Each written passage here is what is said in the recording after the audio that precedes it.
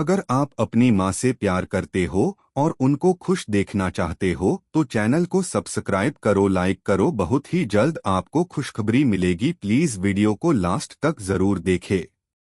ससुर और बहू का झगड़ा, एक मजेदार कहानी। शरारतें और चालाकियां। किसी छोटे से गांव में एक परिवार रहता था। इस परिवार में रामनिवास नामक एक व्यक्ति थे जो गांव के सबसे बड़े और अनुभवी व्यक्ति माने जाते थे। रामनिवास जी की उम्र 65 साल थी और उनके पास जीवन के लगभग हर पहलू का अनुभव था। उनका स्वभाव थोड़ा शरारती था और वह किसी भी छोटे मोटे मजाक या चालाकी करने में पीछे नहीं रहते थे। उनकी पत्नी माया देवी एक बहुत समझदार और शांत महिला थीं और उनके बेटे विजय कुमार भी एक अच्छे इंसान थे। विजय की शादी हाल ही में उनके परिवार के छोटे गांव की लड़की राधिका से हुई थी। राधिका एक समझदार और अनुशासन प्रिय लड़की थी, लेकिन उसके साथ एक समस्या थी। उसकी शादी के बाद से ससुर रामनिवास ने उसे लगातार अपने मजाक और शरारतों का शिकार बनाना शुरू कर दिया था।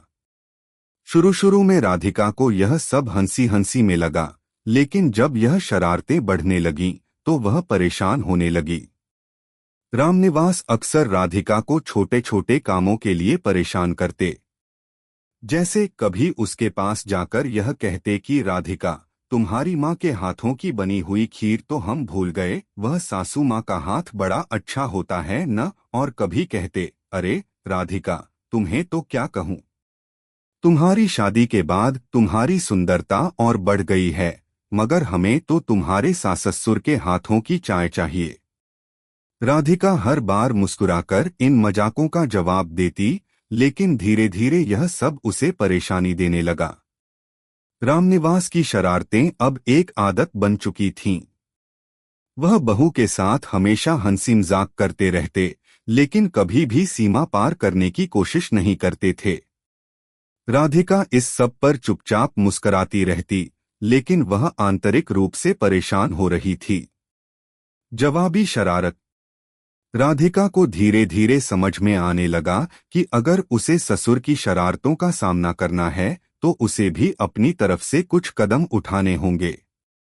एक दिन जब रामनिवास ने फिर से एक शरारत की योजना बनाई तो राधिका ने भी उसे उसी की भाषा में जवाब देने की ठानी। एक सुबह राधिका ससुर जी के कमरे में चाय देने गई। रामनिवास उस समय अपनी पसंदीदा कुर्सी पर बैठे हुए थे और अखबार पढ़ रहे थे।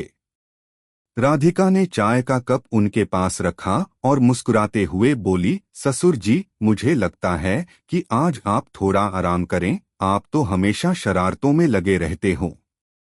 रामनिवास ने चश्मा उतारते हुए देखा और हंसते हुए कहा, क्या बात है बहू, तुम तो बड़ी सयानी हो गई हो। क्या ये चाय तुम्हें मेरी शरारतों के बदले में देना है? राधिका भी मुस्कुराई और बोली, नहीं ससुर जी, यह चाय आपको कुछ नया सोचने के लिए दी है। रामनिवास को थोड़ा हैरानी हुई, अरे यह क्या नयापन है बहू? राधिका ने थोड़े मजाकिया अंदाज में कहा, आप हमेशा मुझसे मजाक करते रहते हो न ससुर जी, तो अब मैं भी आपको थोड़ा मजा चखाती हूँ। रामनिवास की हंसी छूट गई। क्या तुम मेरे जैसी चालाकी कर पाओगी? उन्होंने चिढ़ते हुए कहा। राधिका ने उनकी बातों का जवाब देने का मन बना लिया। अगले दिन जब रामनिवास अपने बगीचे में काम कर रहे थे, राधिका उनके पास आई और कहा, ससुर जी, मुझे लगता है कि आपने अपने बगीचे में एक बहुत खूबसूरत फूल देखा है। रामनिवास ने कहा, हाँ, वह गुलाब का फूल तो बहुत सुंदर है। नहीं ससुर जी, वह तो बहुत ही साधारण फूल था। राधिका ने कहा, लेकिन क्या आप जानते हैं कि उस फूल की सबसे सुंदर बात क्या थी? रामनिवास थोड़ा चकराए और पूछा, क्या? राधिका ने मुस्कुराते हुए कहा, वह फूल आपकी शरारतों जैसा था ससुर जी। बहुत सुंदर दिखाई देता है, लेकिन अंदर से थोड़ा कांटेदार है। रामनिवास का चेहरा थोड़ी देर के लिए सख्त हो गया। फिर उन्होंने अपनी हार मानते हुए हंसी में कहा, तुमने तो मेरी ही चालाकी का जवाब दे दिया बहू। एहसास और बदला।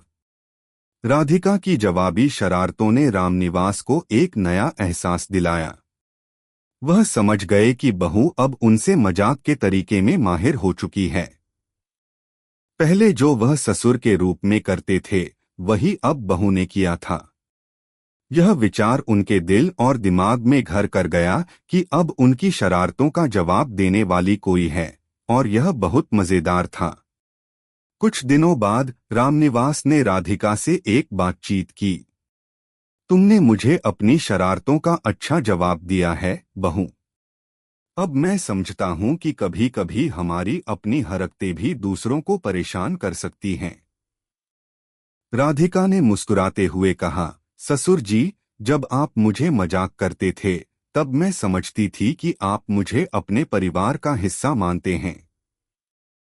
लेकिन अब मैं यह जानती हूं कि कभी कभी मजाक को सीमा में रखना चाहिए। रामनिवास ने सिर झुकाकर कहा, तुम ठीक कहती हो बहू। मेरी शरारतों का अब कोई मतलब नहीं था। मैं अपनी हरकतों से तुम्हें दुखी नहीं करना चाहता था, और अब मुझे इसका एहसास हो गया है। सास-ससुर और बहू के रिश्ते का पुनर्निर्माण। उस दिन के बाद रामनिवास ने अपनी शरारतों को थोड़े संयम के साथ किया। वह अब राधिका के साथ उतना मजाक नहीं करते थे, और दोनों के रिश्ते में एक नई समझ और सम्मान आया। राधिका भी अब उन्हें पहले की तरह जवाब नहीं देती थी, बल्कि अब वह उनकी आदतों को समझने और सहने लगी थी। राधिका और रामनिवास के बीच यह रिश्ते का बदलाव उनके परिवार के अन्य सदस्य भी देख रहे थे। विजय भी खुश था कि अब उसके माता-पिता और पत्नी के बीच सामंजस्य है।